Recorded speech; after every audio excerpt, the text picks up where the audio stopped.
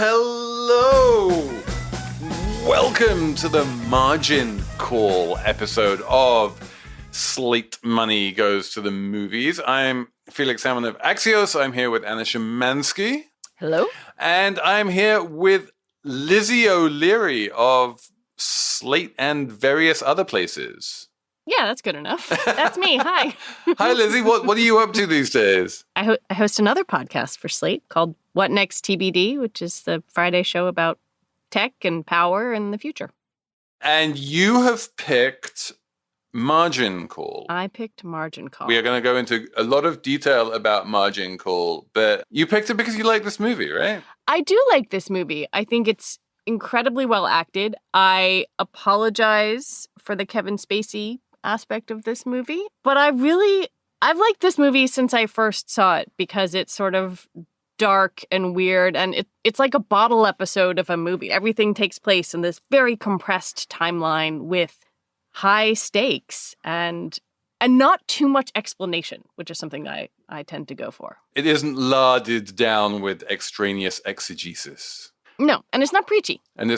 So we are going to unpack a lot of what happens in Margin Call. We're going to talk about which bank the bank is, how realistic it is, and even start talking about like bigger picture war tales of Lizzie O'Leary's time as a Capitol Hill reporter back in the day. All of that coming up on Slate Money Goes to the Movies. Okay, Lizzie, I normally start these things by asking, where were you and how old were you when you first saw this movie? But this movie didn't come out all that long ago. So it seems a weird way to begin it. But it was, how long after the financial crisis did this movie come out? I think it was made in 2011. Yep. So not that long after. Like, the wounds were still pretty raw. And it was clearly some kind of attempt to dramatize the financial crisis. That was the idea. Yeah. It's funny. I've always thought of this as the Lehman Brothers movie, but then doing some reading before I came on here, like other people compare it to Goldman because they unload their positions more intelligently. The big guy, the owner, chairman guy, has a name which is quite similar to Fooled. Yes, it's told. Told. There you go. It's a total fiction. They just completely made it up. But I feel like, okay, so here's my first question. Is Jeremy Irons a good stand-in for Dick Fooled, or is he more of a stand-in for Lloyd Blankfein and actually incredibly smart and just going to be ahead of everyone else? Ooh, I don't know. That's a really great question. He clearly knows what's what from the get-go. I feel like at least my perception of what was happening at some of the other investment banks, and I'm curious what you guys think, is that the top leadership was surprised. Exactly. Like, this is why it's not the Goldman movie, because none of this would have come as a surprise to Goldman. Like, Goldman's risk department was on top of this shit all along. It was like the Lehman and Bear Stearns risk departments that were like, oh shit, we're sitting on a fucking time bomb. Like, whoops. Yeah. I don't think anyone thought it was quite what it was, though, except for perhaps the Big Short guys. I'm not saying that anyone saw it coming, but what I am saying is that if you look at Goldman and JP Morgan, those are the two banks that had risk departments that were adequate to the scale of the crisis. Now, obviously, if all of the entire global financial system comes down, then they will go down too. And there was a lot of talk about how Goldman only survived because the US government bailed out AIG, and so that counterparty risk didn't blah, blah, blah, that kind of thing. Everyone only survived because the government bailed out X, Y, and Z. You can't see this, but we're both going like, with our heads. But the big picture was that Lehman Brothers in particular was just doing that Chuck Prince thing of dancing wildly until the music stopped, and then the music stopped, and then they came massively unstuck. And you can't say that about Goldman Sachs. And so in that sense, it is, I think Lizzie's right, it is more of a Lehman Brothers movie than a Goldman Sachs movie. I would also point out that I think the director's father worked at Merrill Lynch. He did.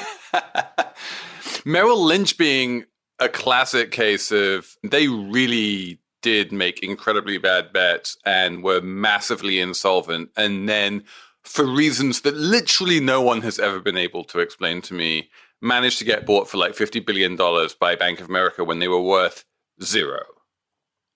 I think the reasons no one's ever been explained to you are just like government strong arming.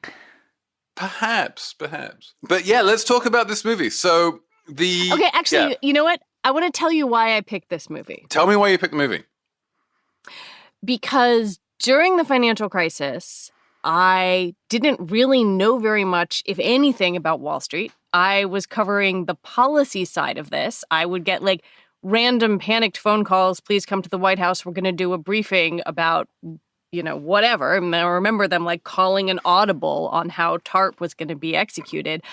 Oh, that famous Tim Guy at the press conference, which was such a disaster. And he's like, we're going to do stress tests. And everyone's like, what are you talking about? No, even before that, Paulson. I'm getting back to right. Where okay. They were like, actually, no one could price these assets, so we're nationalizing the banks. I love this movie because it felt like this was going on the other side of the thing that I was experiencing as like a political and policy reporter. It's the dramatized version of what I imagine people covering Wall Street were experiencing. Right, because there was that, what was it, like an HBO movie or something, which was The Washington End, which was like a dramatization of the Andrew Ross Sorkin book. Of Too Big to Fail. Big to Fail.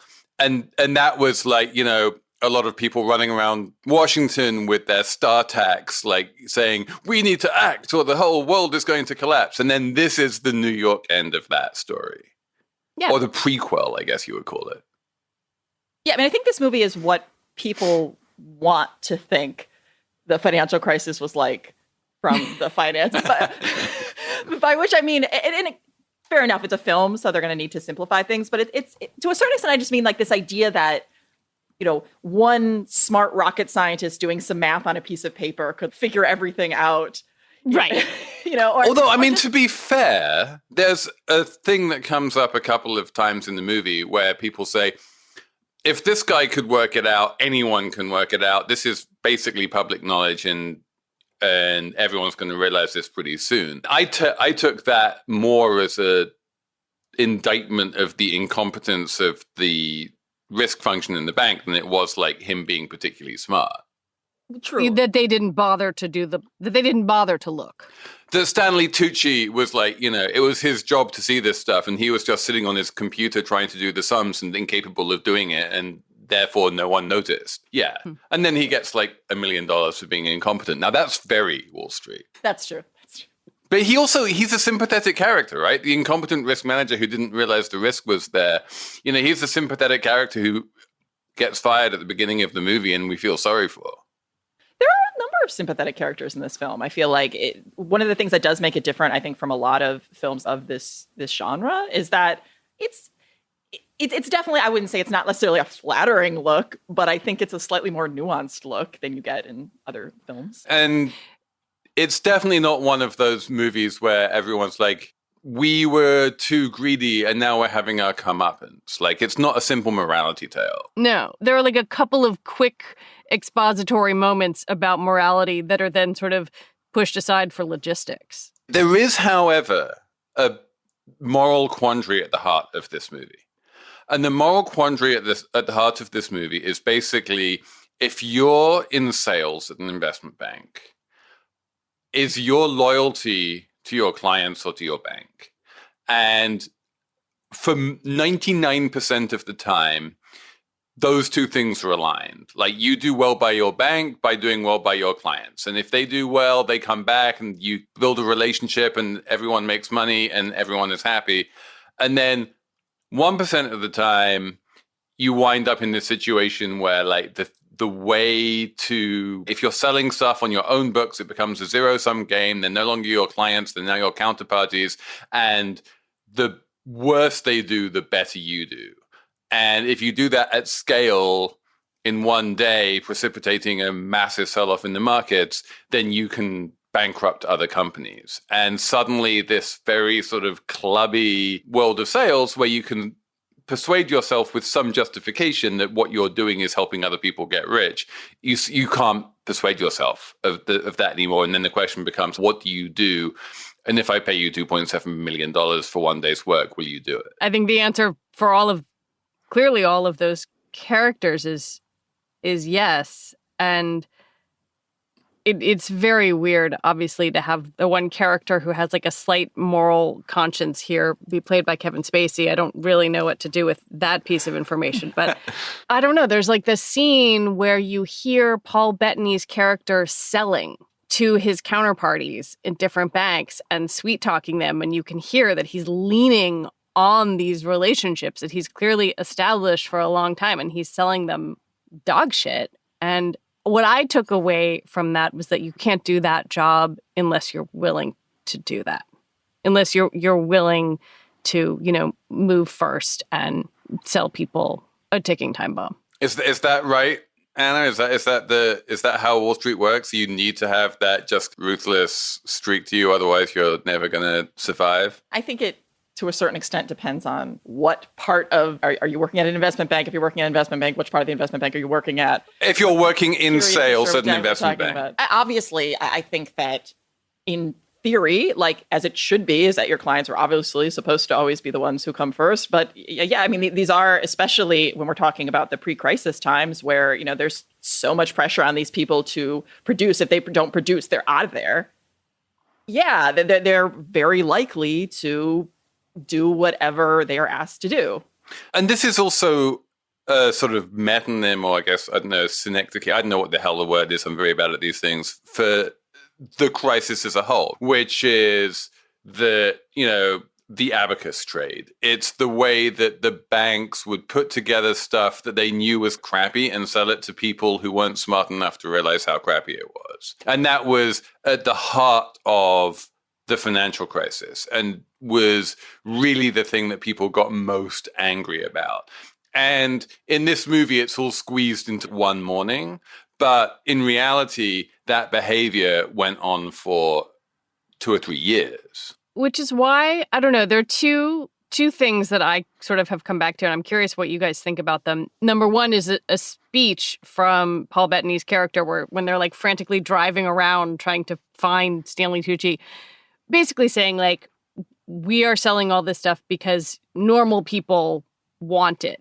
We are the people who make normal people's dreams of various things that they get by being overlevered in their personal lives accessible. And, he ends with fuck normal people. Listen, if you really want to do this with your life, you have to believe you're necessary, and you are. People want to live like this in their cars and their big fucking houses they can't even pay for, then you're necessary. The only reason that they all get to continue living like kings is because we got our fingers on the scales in their favor. I take my hand off when then the whole world gets really fucking fair, really fucking quickly, and nobody actually wants that. They say they do, but they don't. They want what we have to give them, but they also want to, play innocent and pretend they have no idea where it came from. Well, that's more hypocrisy than I'm willing to swallow, so fuck normal people. The funny thing is, tomorrow if all of this goes tits up, they're going to crucify us for being too reckless. But if we're wrong and everything gets back on track, well, then the same people are going to laugh till they piss their pants because we're going to look like the biggest pussies God ever let through the door.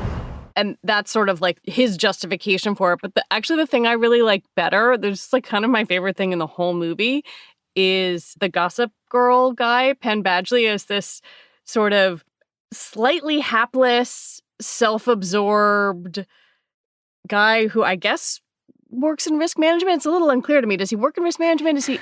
Yeah, it's very unclear. How does he not get fired in the first round? What does he like? His job is to be the audience substitute and to be so stupid that everyone is talking to him like he's a moron. So that then those of us who don't understand it will have someone explaining it to us. He's like the vehicle for exposition.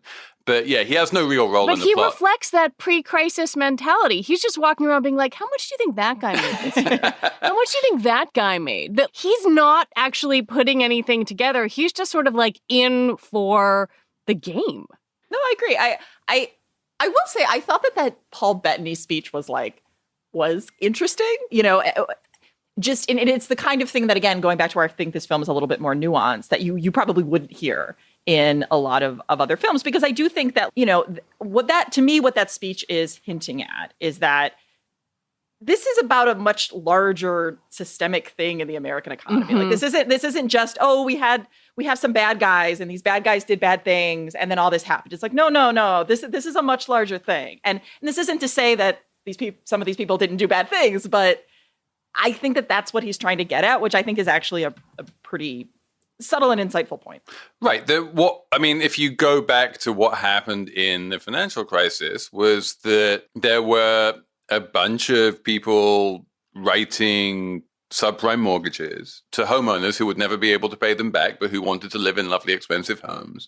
And they would get those mortgages by hook or by crook, mostly by crook. And then Wall Street wouldn't look too hard at the mortgages, would bundle them up and then sell them off to some Norwegian pension fund. And so long as that music kept on playing and no one looked too hard at what was going on, it was like lots of people were happy. And then the music stopped and then a lot of people were sad. I would actually argue, though, that it even starts before then. Why is part of the reason the financial crisis happened? Well, because we kept rates really, really low. Why do we keep rates really, really low? We had the dot-com bubble and everything fell apart and we had 9/11. And so we needed to spur the economy. Okay, well, why did the dot-com bubble happen? You could go back to the US, and a lot of consumers have been over-leveraged since the 1960s moving forward. I'm not necessarily saying that this is what that film was exactly pointing at. However, I think that you can just read this larger story into what this film is saying.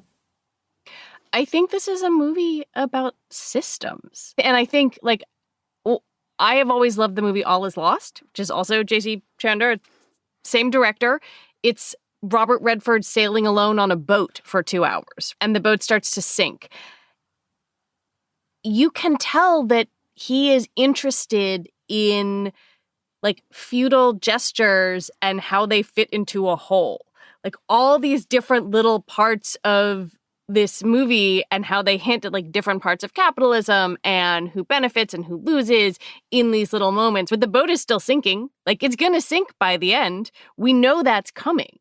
And that's, I think, the thing that I find really interesting about the movie is that it has these just little moments that fit into this big sinking ship. Right. It's almost like Titanic, right? What the ending is. Mm-hmm. I wouldn't have come to see this movie if I knew they were all going to die. Although weirdly, somehow there's a little bit of a hint of life goes on, if not happy ending, at least Wall Street continues. The closest thing we have to a hero in this movie gets a promotion and becomes a bigger part of risk management. The guy who owns the bank continues to own the bank. His stock went down, but he'll be fine. Kevin Spacey gets his multi-gazillion you saw that as a happy ending and not a bigger indictment? I mean, it's... Okay, that's a really good question. Would it have been a happier ending if he got his comeuppance and the plan had failed and everyone had just imploded in flames? Well, to me, that would have been really inaccurate to a certain extent, because again, what this is talking about is not just that there's not one bad guy. It's not just, if this one or two people had just acted better, everything would have been fine. If this, it's suggesting that, look, there are larger structural issues. And so I think the way that the film kind of shows things do move forward, that's fitting. This episode is brought to you by Progressive. What's one thing you'd purchase with a little extra savings? A weighted blanket? Smart speaker? That new self-care trend you keep hearing about? Well, Progressive wants to make sure you're getting what you want by helping you save money on car insurance. Drivers who save by switching to Progressive save over $700 on average, and customers can qualify for an average of 6 discounts when they sign up. Discounts like having multiple vehicles on your policy. Progressive offers outstanding coverage and award-winning claim service. Day or night, they have customer support 24/7, 365 days a year. When you need them most, they're at their best. A little off your rate each month goes a long way. Get a quote today at progressive.com and see why 4 out of 5 new auto customers recommend Progressive. Progressive Casualty Insurance Company and Affiliates. National annual average insurance savings by new customers surveyed in 2020. Potential savings will vary, discounts vary, and are not available in all states and situations. The thing which I really loved about this movie, and I've never seen in any other movie about Wall Street, is the way it deals with her, to put it pretentiously, the ontology of losses. That, like, he's looking at this spreadsheet, and people are showing the spreadsheet to people, and the first thing that people always say is like, so what you're saying is that if things get worse, then we will be insolvent. And he's like, well, no, what I'm saying is that if you just plug in the volatilities that we have already had over the past week and a half, we are insolvent. And no one really knows how much a bank is worth. It's just the number at the bottom of a spreadsheet. And depending on what formulas you put into that spreadsheet and how you deal with like volatilities and stuff, like you can be worth minus $50 billion or plus $30 billion. And, you know, they're all sitting in the executive boardroom saying like, so we could lose money. It's like, well, actually, like, if it's bad, then the entire system could be insolvent. Like the range of possibilities of how much you're worth on any given day is so enormous. And the fact that like a bank, you would think, should be able to know how much it's worth on any given day within a relatively high degree of accuracy, when in fact, no one knows. It's like there's just massive error bars and uncertainties. And I love the way that that is portrayed here. I think it's interesting, though, because obviously they're focusing on the value at risk model. So if you said that the daily VAR at a 95% confidence level was $1 million, that would mean that there was a 5% chance that your loss would be more than $1 million. That's what that means. However, the problem with that model is fairly obvious there, is that is your loss $1 million in one, or is your loss $100 million? That's one of the flaws in those types of models. And especially as this VAR model became much more complicated, as it developed from, especially in the 90s forward, people started getting this false sense of precision that they could really know. But the reality is, again, because they're also all based on, for the most part, historical volatilities. If you haven't had a massive, crisis where all of the real estate in all of these different states in the country went down at the same time, then that's not going to be in your model. There's like a moment where I think Zachary Quinto's character says something like, well, no, these are all probabilities here. And it's all probabilities. And the people in the boardroom don't really understand that. And Mr. Sullivan, what does your model say that means for us here? Well, that's where it becomes a projection. But, You're speaking with me, Mr. Sullivan.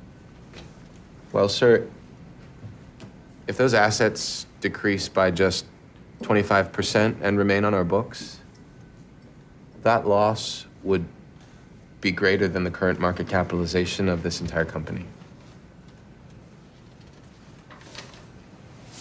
So, what you're telling me is that the music is about to stop, and we're going to be left holding the biggest bag of odorous excrement ever assembled in the history of capitalism. But the reality is, even when you say, was this insolvent or not? Where were you marking those assets? Because, you could argue, in a fire sale it was insolvent because they weren't worth anything. Did all of those assets actually blow up? Depending on which bank you're talking about, not necessarily. There's a lot of arguments that Lehman wasn't necessarily insolvent. They were just highly illiquid. So I think this sense of probability is also really significant to actually understanding the crisis. Right. And that's kind of the weird irony of the whole financial crisis, the top wound up getting repaid in full. There was a few of this ultra subprime, CDOs and RMBSs and whatnot that went bust, but most of them didn't. Most of them actually ended up paying off. The option Armageddon that people would talk about, where all of the, mortgages would reset and no one could repay their mortgages. Like, it didn't happen. And that somehow, for all that everyone was insolvent during the crisis on any kind of a mark-to-market basis, if you had an iron stomach and could just hold those assets for the next few years, you actually came out fine. No one knew that at the time. No one believed that at the time. And the issue was that it was, at that moment, people just lost faith in each other. It was a liquidity crisis, which to a certain extent, you could see that in the most recent crisis that we had with COVID. It was similar kind of at the beginning, where everything just started, not necessarily with the banks, but the money market started just having all of these problems. And it's exactly that, because this was obviously worse before the financial crisis, but when people are having to roll over debts daily, then all of a sudden, if, that day you take this massive write down and everyone's like, I don't think this bank is worth anything. I have no idea. You don't want to lend to them. But then, of course, they've lent to other people. And so, that's the real problem. There's so much, I think, just listening to you and then trying to put this together with some of the artistic and directorial choices in this movie that are about time. They are spending all this time in the movie working against a clock. And then when you think about what those assets are worth, obviously it depends on what moment in time you're actually talking about, whether it's, that moment you're talking mark to market or years later where things have recovered. But that, to me anyway, is what actually makes this feel, and I'm curious what you guys think, more realistic than some other finance-centered movies, because you have this sense of oh my God, if we don't do this right now, then we've lost the moment. There's that whole scene in the middle where where he's like, what's the time? It's 2 a.m. Fuck. 3 seconds later, it's what the time? It's 2:15. Fuck. And you realize that, you're doing the math, or at least I don't know if you were, but I am. You do the math in your head and you're like, okay, if it's 2 a.m. in New York, that means it's 7 a.m. in London. So London's about to open, and you're trying to work out, who's going to realize what when. What time is it? 2:15. Fuck me. Fuck me. And I'm guessing by the fact that you two haven't said anything that the math checks out. Look, we'd need some time to go over this, but Mr. Sullivan here seems like he knows what he's doing. So it would appear we have a problem. Oh, thank you for that. What time is it? 2:16. Fuck me. One of the things I really loved about this movie, in terms of, not making villains out of people, is that everyone's trying to solve the problem. So the problem's discovered. Quinto calls in Paul Bettany. He's like, I found the problem. Paul Bettany's like, this is a problem. We need to solve the problem. He calls in his boss. His boss realizes it's the problem, calls in his boss. And all of the bosses realize it's a problem, try and work out how to solve it. Bring in everyone. Everyone's in the office at 2 a.m. No one's in denial. No one's, let's just bluster our way through this. They're trying their best to do their jobs in the face of, oh shit, we totally fucked up in terms of the amount of leverage we took on. And they're doing it against the clock, which gives it that dramatic tension. The only person who seems really odious to me actually is Simon Baker. And I don't know if we're supposed to think he's odious or if it's just my personal reaction to him. And there's a little fighting between him and Demi Moore's character. And she obviously gets sacrificed in the process. But I don't know. He's the only one who I find truly icky. He plays the role in a truly icky way. And I feel like there are a lot of actors in these movies who turn up in other movies, and he plays a similarly icky role in The Devil Wears Prada. He's very good at playing icky roles. Sexually icky instead of financially icky. Yeah, but it's true that he's just an unpleasant character and everyone hates him. It's also true that he does seem to be trying to act in the best interests of the bank, and it's hard to point to anything that he actually does that is the wrong thing to do. Now, is he happy to sacrifice Demi Moore to keep his job? Yeah, he's like a ruthless banker, and it's not clear that she deserves to keep her job. She was the head of risk management, and she allowed this thing to happen. So, Is she Erin Callan? Probably, yeah. Explain who Erin Callan is. She was the CFO of Lehman Brothers. She was indeed. And then she wound up, correct me if I'm wrong here, running off to the Hamptons with a like firefighter husband or something and having a baby at the age of 50. I can't remember. Like all of these things are in the back of my head. Reinventing herself. I mean, if so, more power to her, honestly. So yeah, she was... Demi Moore is head of risk management rather than CFO. We never quite see who the CFO is. It's not even clear. Is there a CEO? Is there a CFO? How is this whole bank organized? It seems almost like an old-fashioned partnership somehow. I don't know. Or just owned by, what's his name? Tuld? Tuld. Well, I think part of that was just like you just kept seeing this like escalation of men, except for Demi Moore, until you get to Jeremy Irons. But at a certain point, like, what do any of these people do? Right. There's also some moment where it's like dawn and she's looking over New York City, still in her high-heeled shoes. And I was thinking, like, what? Oh, God. Like, this is like the torture of being the only woman there and you're wearing stilettos. Blah. I was surprised at I wasn't surprised that they all came in overnight, but I was surprised that they all came in like suits and ties. In suits. Yeah, really nice suits overnight. Granted, I've never worked at an investment bank, so maybe in the investment banks before 2008, they all came in suits and ties at 1 a.m. Not that at an investment bank, you're often expected to be there like 1 or 2 a.m. But even on the day that you fire everyone, which is a nice little piece of dramatic license right there. Yeah, the one part that was unrealistic when the guy was like, it's 10 o'clock. That's so late. I'm like, you work at an investment bank in like pre-crisis. That's not late. I did like the piece of casting as well of Jeremy Irons as the top big banana. Like he always plays the top big banana, right? That's like if you need someone to play like the guy at the very top of the food chain, it's always Jeremy Irons. We watched it in two chunks. My husband watched with me and we watched in two chunks because we have a baby and John was falling asleep. And I was like, no, you have to stay up. Jeremy Irons is about to show up. It's just 5 more minutes and then we get Jeremy Irons on a helicopter. You also can't just randomly lend helicopters roofs in the city. That is illegal. Wait, it was legal and it was made illegal. And I can't remember when it was made illegal. But I think you're right. I think circa financial crisis, it was already illegal.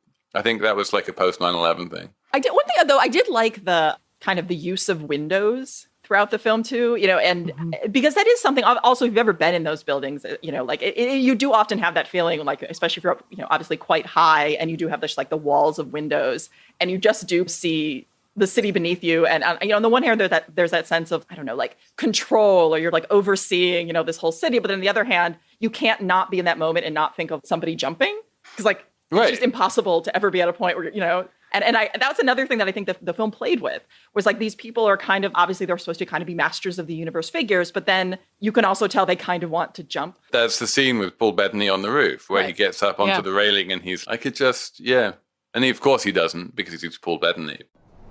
Whoa, don't do that, come on. The feeling that people experience when they stand on the edge like this isn't a fear of falling. It's a fear that they might jump. Well, that's very deep and depressing. Thank you. Yeah, well, I'm a little dark sometimes. All right, well, come down, please, Will. Please, come on. Will? Yeah, fuck it. Woo! Not today! Which I have to say was an inspired piece of casting. Yes. No, he's very good. He takes it to like a whole other level of stylishness and makes it even a little darker. There's something about him that's very watchable and winning. But there's also something about him which harks back to the old like City of London Barrow Boy cliche of the guy who dropped out of school at 16 and worked his way up. He's street smart, in terms of Wall Street. Like everyone else in the movie, you feel has a college degree. And Paul Bettany, you kind of feel doesn't. He's managed to get into that position by just knowing what he's doing. He's much more of the like sort of Gary Cohn kind of character, right? Who just kind of like bruises his way up the ranks. And maybe is resentful of Simon Baker because Simon Baker's all smooth and went to college and got the big job. Everyone's resentful of Simon Baker. How many of your sort of business movies has Simon Baker been in, like, as you guys have gone through this? This is only the second one, but it just so happens it was in the previous one. Okay, all right. As Stanley Tucci was also in the He does play, like, smooth and smarmy really well. Yeah, like, Stanley Tucci is completely different in this from Devil Wears Prada, but... Yes. Yes. Just living in Brooklyn Heights. Nice house. that he did not buy with cash. The Stanley Tucci of Devil Wears Prada would never dream of living in Brooklyn. Not that part of Brooklyn. Hey, that's my part of Brooklyn. I mean, I say this from Park Slope. We're not cool enough for that Stanley Tucci. Are you neighbors of Stanley Tucci? Is that down the block from you?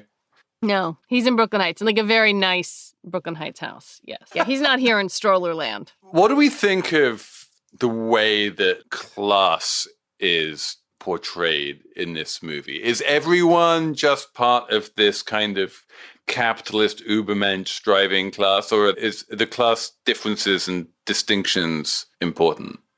That's an interesting question. I feel like there are a couple of moments. There's a moment when Kevin Spacey's character is giving marching orders to all the people who work in sales for him. And you get a pan around the room, and they do not all seem to be bright-eyed Ivy League dudes. You see people from different walks of life there. It seems like a broader slice of class than some of the other scenes. I was wondering about that because you do actually see that in a trading floor. Like, this didn't... this was not the movie that gets into like M&A is this way in this bank and the investment banking is, siloed over here. No, that's Working Girl. Right. Yeah. Yes, exactly. Yeah. I mean, though, I would say that by this point, if we're talking about like a major investment bank, especially if we're talking about the younger people, they're all going to be Ivy League. Like, they only recruit from 4 schools. Yeah, there's just like a couple of shots of people where you're like, oh, look, a random middle-aged dude. And right. Like in the back office, like if they were showing like different parts that weren't like, then you would say, yeah, I mean, maybe, you could get a more of a mix of people. But if you're talking about those roles, I still feel like, honestly. Yeah, that's true. Probably not as much class diversity as they actually showed. And what you don't have in this movie is the opening montage of Trading Places where you see the street life and the rich tapestry of humanity that is ultimately going to be affected by these decisions that the people are making. Like, none of that, it never has its feet on the ground. Its feet are always up in the clouds somewhere.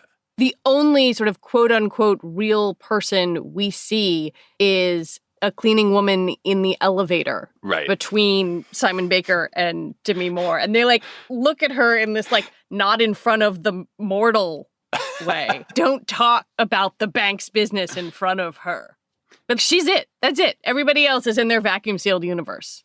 And it's often night too, which was another thing that I thought just worked well. Especially if you read a lot of the stories about, some of those major banks at the time and how you did have these people literally all night, especially Lehman weekend. I had a whole long series of blog posts over the financial crisis talking about the way that people's decision-making prowess deteriorates massively when they haven't been sleeping and when they're working on no sleep. But this isn't true. Aren't you glad you invited me on? But I was up at 3 last night. You have the baby. But this isn't true on night 1 of no sleep. I feel like this is actually kind of the genius of the Jeremy Irons tactic here of we're just going to throw everyone else into turmoil and we'll get out first. Is that he gets to plan it ahead. He knows what he's going to do. They work it out over the course of the evening. They come out strong first thing when markets open in the morning. You know that then over the subsequent days and weeks, there's going to be a lot of sleepless nights in a lot of other banks and indeed down in Washington and, Treasury and the New York Fed and all of these places. And the quality of the decision making is going to start deteriorating. But at that point, the big decision at our bank in this movie, that's been made. And you've managed to do that with 0 nights of sleeplessness. You got in there first. And that kind of first mover advantage is definitely a key element of the entire plot. Does our bank, do they survive, do you think? I think the film suggests that they do. Yeah, I think they do. They take a nice whopping great loss on their bond but someone else will trade with them eventually once they realize that they've been hosed. Yeah, there's a lot of problems with the way the film. Obviously, you're not going to unload your entire MBS portfolio in one day, and no one's going to notice by 9:04. Well, so one of the things I thought about was the failure of Lehman Brothers and the all-night meeting that took place at the New York Fed on the weekend before that failure, where they brought in all of the bankers to try and put together some way of preventing Lehman from going bankrupt. And one of the subtexts, one of the interesting themes to that evening was that no one liked Lehman Brothers. And Lehman Brothers had always been very happy to screw its counterparties and to dump a bunch of waste onto people and to treat them badly. And as a result of that, everyone in those wood-paneled halls down on Liberty Street, the New York Fed, had no real desire to save them. And like a few years previously, there had been a similar meeting about LTCM, which was this big hedge fund that was in trouble. And LTCM was run by a bunch of very smart people who did a bunch of very stupid things. And Wall Street realized that it was in its best interest to save LTCM, and they put together a package and they saved it. And one of the reasons they did that was, the main reason they did that was self-interest, but they also did that because they saw themselves in Bob Merton and all these people at LTCM. Whereas with Lehman Brothers, when they looked at Lehman Brothers, they saw like Dick Fuld and all these people they hated. And they were like, no, I don't want to save you. Even if it's in my self-interest to save you, I don't want to. Although I will say, everybody hated LCCM. That was like, once people realized they were in trouble, everybody just started attacking their trades. Oh, sure. No. I'm not saying you don't try and take advantage of them, but like you don't hate them on a personal level. It's not like you don't look at those humans and say, you are a bad human. You just say like, you are in a position, I'm going to take the other side of your trade. Yeah, although I really think with Lehman, this kind of goes back to what I think the film is showing that probably